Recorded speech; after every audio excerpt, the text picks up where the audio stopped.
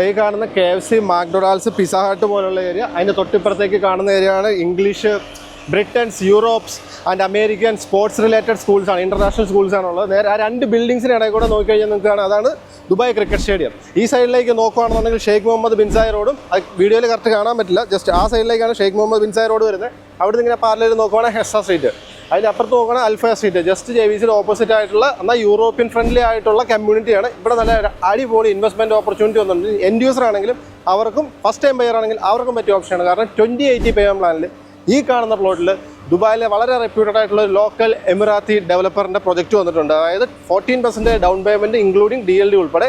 ഏകദേശം സ്റ്റുഡിയോയുടെ starting price 600-2000 dirhams മുതൽ 1 bedroom 890-900, 2 bedroom 1.35 million തൊട്ടാണ് സ്റ്റാർട്ട് ചെയ്യുന്നത്. 20% ഡ്യൂറിംഗ് കൺസ്ട്രക്ഷൻ അടച്ചുകൊണ്ട് 80% ഓൺ ഹാൻഡ് ഓവറിൽ മോർഗേജ് ചെയ്ത് പോവാം. എൻഡ് യൂസർ ആണെന്നുണ്ടെങ്കിൽ, ഇൻവെസ്റ്റർ ആണെന്നുണ്ടെങ്കിൽ, നിങ്ങൾ റിസ്ക് എടുക്കാൻ തയ്യാറാണെങ്കിൽ 20% അടച്ചുകൊണ്ട് നമുക്ക് റീസെയിൽ ഓപ്ഷൻ അവൈലബിൾ ആണ്. മിനിമം ഒരു 60-70% ഓഫ് പ്രോഫിറ്റ്സിൽ എനിക്ക് റീസെയിൽ ചെയ്ത് തരാൻ പറ്റും. അപ്പോൾ റിസ്ക് എടുക്കാൻ തയ്യാറായിട്ടുള്ള ഇൻവെസ്റ്റർ ആണെങ്കിലും, നല്ലൊരു ലൈഫ് സ്റ്റൈൽ ആഗ്രഹിക്കുന്ന കണക്ടിവിറ്റിയോട് കൂടിയുള്ള എൻഡ് യൂസർ ആണെന്നുണ്ടെങ്കിലും സ്ക്രീനിൽ കാണുന്ന നമ്പറിൽ കോൺടാക്ട് ചെയ്ത് കഴിഞ്ഞാൽ നല്ല കിടുക യൂണിറ്റ് ഞാൻ എടുത്തുതരാം.